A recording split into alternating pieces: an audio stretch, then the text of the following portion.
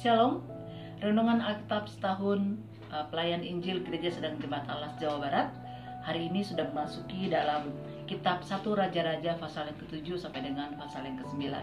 Kita melihat di sini bagaimana pasal yang ke-7 berbicara mengenai pembangunan Istana Salomo yang dilanjutkan dengan pembangunan gedung hutan Libanon.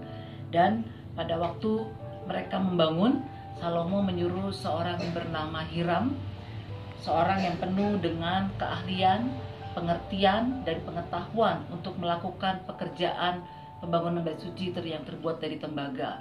Dan di dalam pasal yang ke-8 berbicara mengenai bagaimana pentahbisan bait suci itu dilakukan. Dan pada saat tabut perjanjian Allah itu dipindahkan dan dimasukkan ke dalam bait suci, maka kemudian yang saya baca adalah yang menarik ketika imam-imam, pasal 8 ayat 10 dan 11. Ketika imam-imam keluar dari tempat kudus, datanglah awan memenuhi rumah Tuhan, sehingga imam-imam tidak tahan berdiri untuk menyelenggarakan kebaktian oleh karena awan itu. Sebab kemuliaan Tuhan memenuhi rumah Tuhan. Luar biasa. Yang ketiga, di dalam pasal yang ke-9 berbicara mengenai bagaimana Raja Salomo, para imam dan segenap bangsa Israel, mereka menaikkan doa, puji-pujian dan penyembahan kepada Tuhan sebagai rasa syukur yang besar karena pentahbisan bait suci, bait Allah sudah dibangun dan sudah selesai.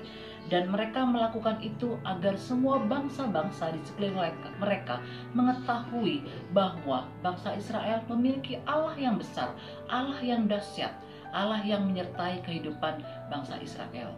Nah, Bapak Ibu Saudara, dari ketiga pasal ini saya mengambil 3 bagian yang perlu kita pelajari. Yang pertama adalah bahwa Allah adalah sang kreator, Allah adalah sang pencipta, dan Allah menciptakan kita dengan hikmatnya, dengan keahliannya, dengan pengetahuannya yang luar biasa bagi setiap kita.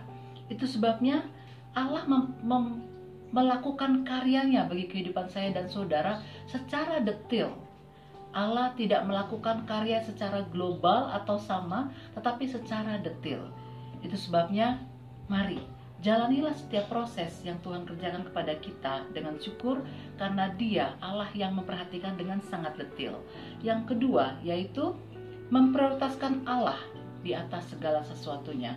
Pada saat tabut perjanjian Allah dipindahkan, ditaruh di dalam bait suci, maka kemuliaan Allah itu memenuhi ruangan tersebut.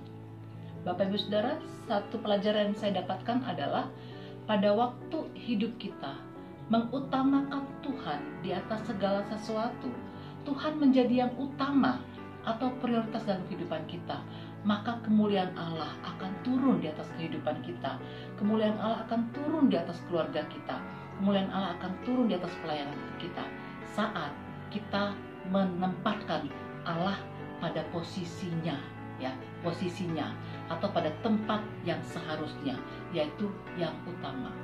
Yang ketiga, pelajaran yang ketiga yang saya dapatkan adalah mari jangan pernah berhenti untuk memberikan ucapan syukur kepada Tuhan.